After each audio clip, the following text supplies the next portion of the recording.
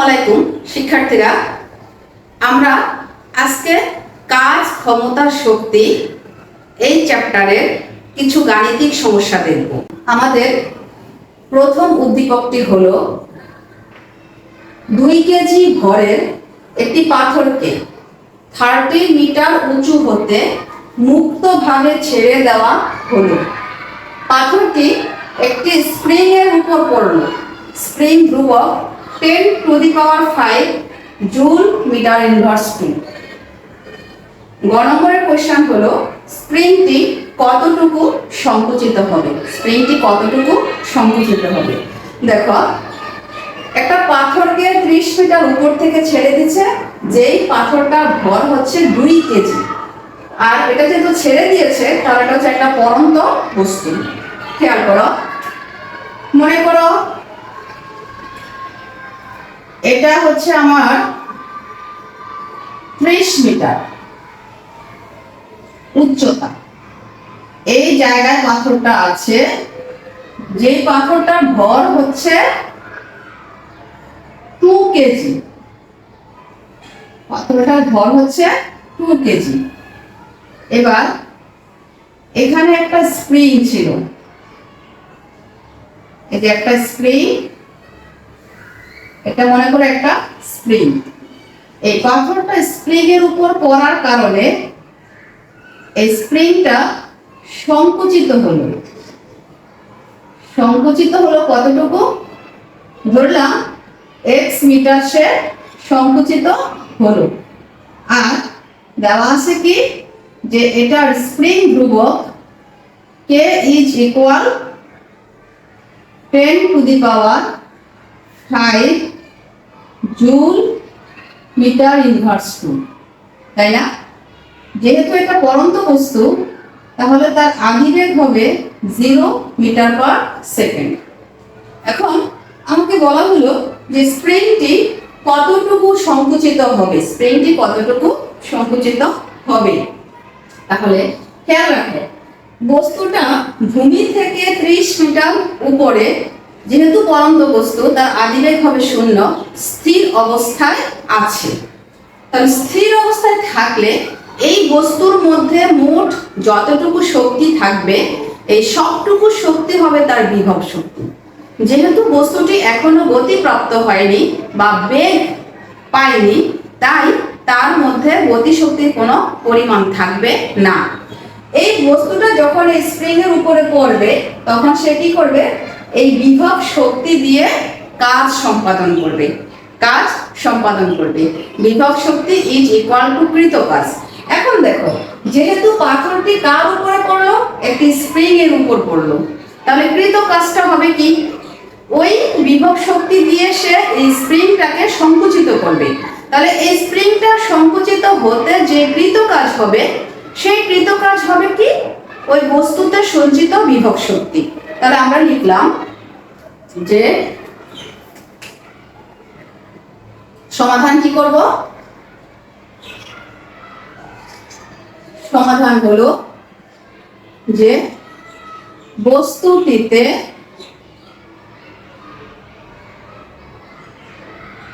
সঞ্চিত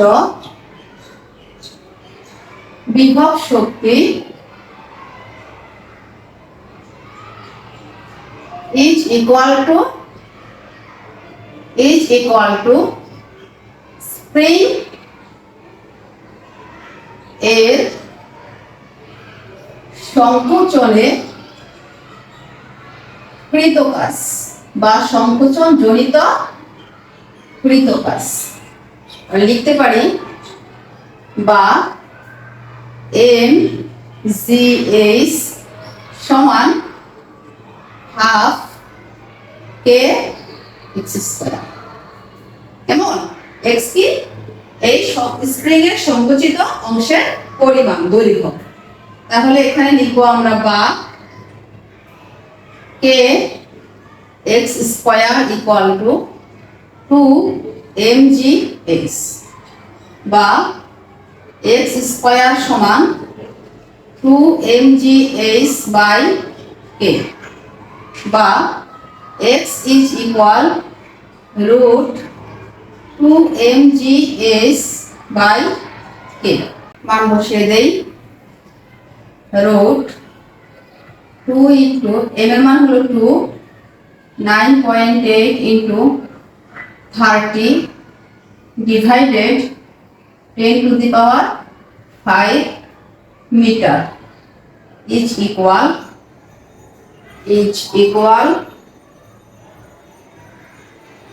4 into 9.8 into 30 divided 10 to the power 5 root answer is equal হচ্ছে 0.10844 metre.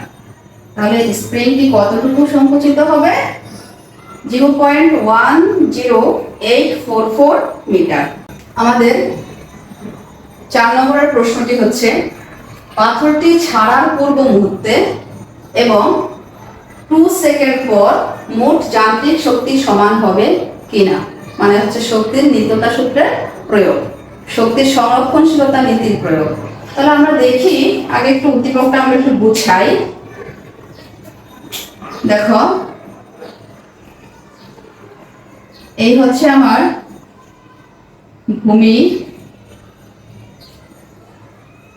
ভূমি থেকে 30 মিটার উপরে পাথরটি আছে। ধরলাম এটা হচ্ছে এ বিন্দু, এখানে আদি বেগ হচ্ছে মিটার 0 মিটার পার সেকেন্ড। তাহলে দেখো, এ অবস্থানে পাথরটিতে কোনো গতি নেই, তাই তার কোনো গতিশক্তি থাকবে না, তাতে থাকবে শুধু বিভব শক্তি। তাহলে এ বিন্দুতে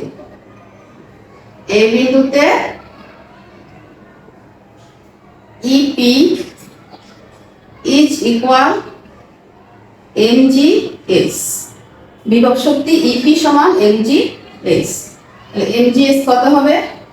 2 ইন্টু 9.8 ইন্টু 30 এত জুল ইজ ইকুয়াল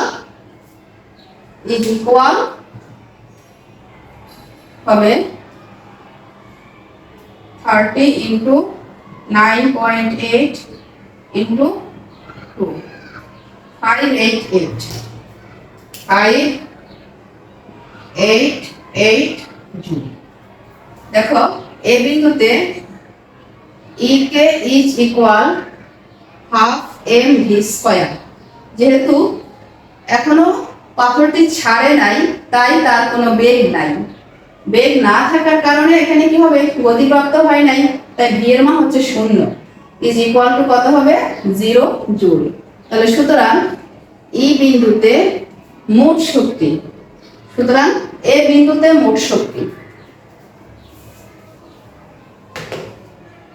সুতরাং এ বিন্দুতে মোট শক্তি E A is equal EP plus EK is equal 588 plus 0 joule সমান 588 জুল।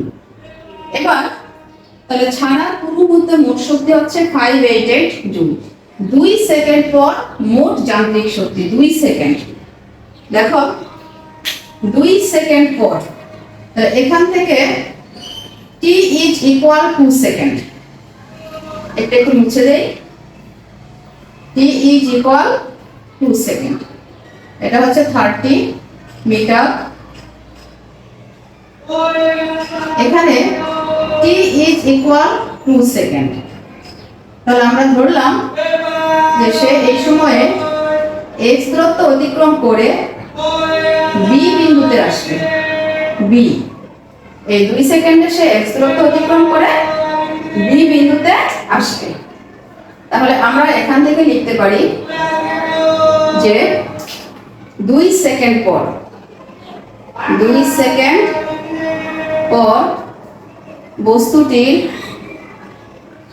বস্তুটির অতিক্রান্ত অতিক্রান্ত দূরত্ব দূরত্ব h ইজ ইকুয়াল s না তো ধরলাম হতো কত x ut plus half g t square ইউর মান হচ্ছে এখানে 0 সমান half g t square half into 9.8 into 2 square x metre is equal 4 2 9 দুগুণে 18 8 দুগুণে 16 19.6 মিটার 19.6 মিটার। তাহলে দেখো এই x ইজ ইকুয়াল টু আমরা পেলাম কত, এটা পাইছি হচ্ছে 19.6 মিটার। তাহলে এই যে এটাকে আমরা সি বিন্দু ধরি, ভূমি স্পর্শ করার পূর্ব মুহূর্ত হলো সি, তাহলে BC ইজ ইকুয়াল টু কত হবে, BC ইজ ইকুয়াল টু হবে 30 মাইনাস 19.6 মিটার ইজ ইকুয়াল 4 10 হ্যাঁ 10.4 মিটার। কেমন? এবার আমরা দেখো বি অবস্থানে বস্তুটি এ থেকে x মিটার নিচে আছে, তাহলে তার মধ্যে গতি শক্তি আছে।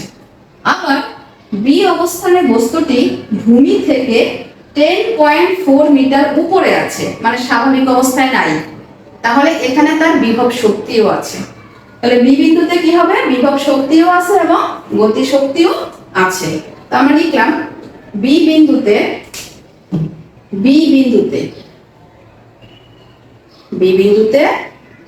বিভব শক্তি ইপি সমান mg উচ্চতা হবে কত, এবার এখান থেকে এই বিসি mg ইনটু বিসি কেমন ইকুয়াল টু mg বিসি এর মান হচ্ছে 10.4 এত জুল। আবার বি বিন্দুতে গতিশক্তি ই কে সমান half M V square is equal half M V square equal to u square plus 2g। এখন দেখো উচ্চতা হচ্ছে কত, উপর থেকে বি বিন্দুর উচ্চতা হলো x, 2gx, ইউর মান কত 0 is equal 2 half into m into এটা 0 হয়ে গেলে 2gx, x এর মান কত 19.6 এত জুল। তাহলে 2 চলে গেল। এবার আসি তাহলে ই বিন্দুতে, তাহলে ই বিন্দুতে ই টোটাল বি বিন্দুতে, তাহলে এবার আসি আমরা বি বিন্দুতে ই টোটাল ইবি ইজ ইকুয়াল কি হবে, EP plus EK is equal EP এর মান কত 10.4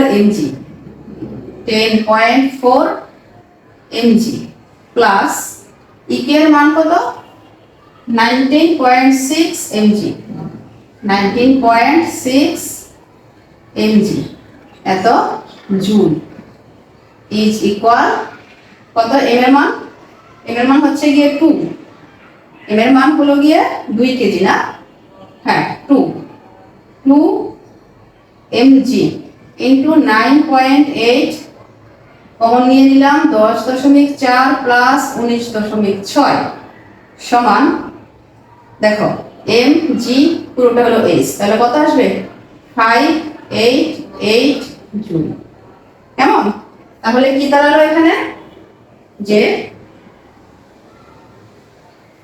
পাথরটি ছাড়ার পূর্বে মুহূর্তে যে পরিমাণ মোট যান্ত্রিক শক্তি ছিল, টোটাল শক্তি ছিল, পাথরটি ছাড়ার 2 সেকেন্ড পরেও সেই টোটাল শক্তির পরিমাণ একই, অর্থাৎ শক্তির নিত্যতা সূত্র বা শক্তির সংরক্ষণশীলতা নীতি প্রমাণিত। আমরা আরো একটি উদ্দীপক দেখব। দেখো এখানে একটা পরন্ত বস্তুর গতিশক্তি সময় লেখচিত্র দেওয়া আছে। একটি পরন্ত বস্তুর গতিশক্তি সময় লেখচিত্র দেওয়া আছে। ওয়াই অক্ষে তার গতিশক্তি জুল এককে আর এক্স অক্ষে তার সময় সেকেন্ড এককে বসানো আছে। বললো যে এই পরন্ত বস্তুটার ভর হচ্ছে 2 কেজি, আর এই যে পি বিন্দুতে যে গতিশক্তি এটা হচ্ছে ঠিক ভূমি স্পর্শের মুহূর্তের গতিশক্তি। পি বিন্দুতে যে গতিশক্তি 6146.56 জুল, এটা হচ্ছে ভূমি স্পর্শ করার ঠিক পূর্ব মুহূর্তের গতিশক্তি। এখন আমাকে গ নম্বরে বললো যে বস্তুটি ভূমি স্পর্শের মুহূর্তে বেগ নির্ণয় করো।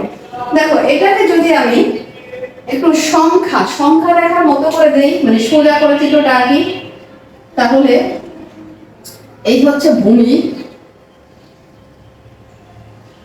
একটা পরন্ত বস্তু এই যে এখানে আছে, এ বিন্দুতে আছে একটা পরন্ত বস্তু। এই পরন্ত বস্তুটার ভর হচ্ছে গিয়ে 2 কেজি। পরন্ত বস্তুটার ভর হচ্ছে 2 কেজি, আর এই বস্তুটা এটা হলো ভূমি স্পর্শ করার ঠিক ওই মুহূর্ত সি। এখন এখানে এই সি বিন্দুতে তার গতিশক্তি দেওয়া আছে, কি দেওয়া আছে? ই কে সমান দেওয়া আছে 6146.56 জুল। বড় নম্বর আমাকে বললো যে বস্তুটির ভূমি স্পর্শের মুহূর্তে বেগ নির্ণয় করো। তাহলে আমরা লিখব সমাধান। কি করব? সমাধান ভূমি স্পর্শের মুহূর্তে ভূমি স্পর্শের মুহূর্তে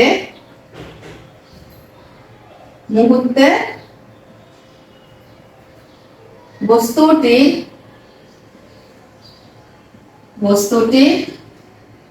গতিশক্তি কি দেওয়া আছে?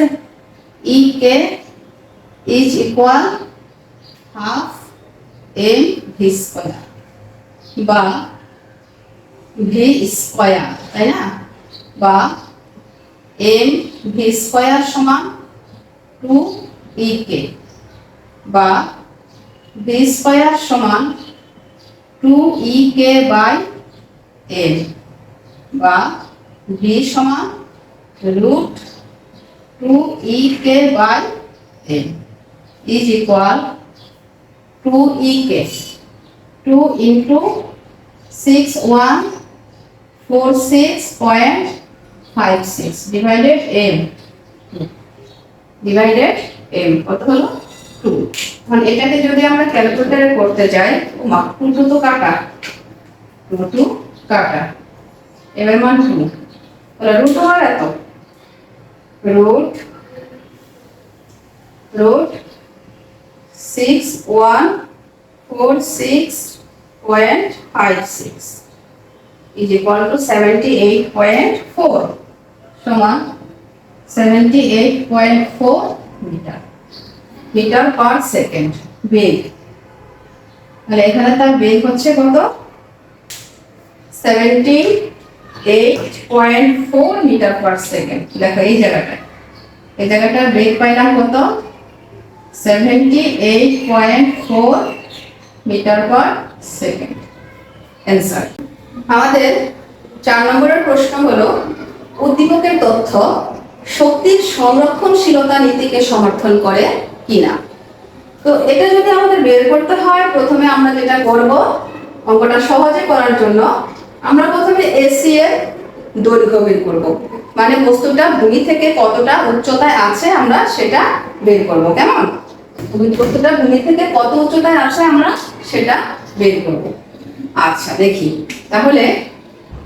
দেখো এই যে পি বিন্দুতে যে গতিশক্তি, এটা হচ্ছে কি ভূমি স্পর্শের মুহূর্তের গতিশক্তি। তাহলে এই যে গতিশক্তি, এখানে টাইমটা কত আছে? এখানে টি এর মানটা হচ্ছে 8 সেকেন্ড, মানে এখান থেকে বস্তুটা এখানে আসতে সময় নিয়েছে হলো 8 সেকেন্ড, 8 সেকেন্ড। তাহলে আমরা এটা দিয়ে এখন চেষ্টা করি যে এসি মানে পুরোটা, হ্যাঁ উচ্চতা, ভূমি থেকে বস্তুটির উচ্চতা ভূমি হতে বস্তুটির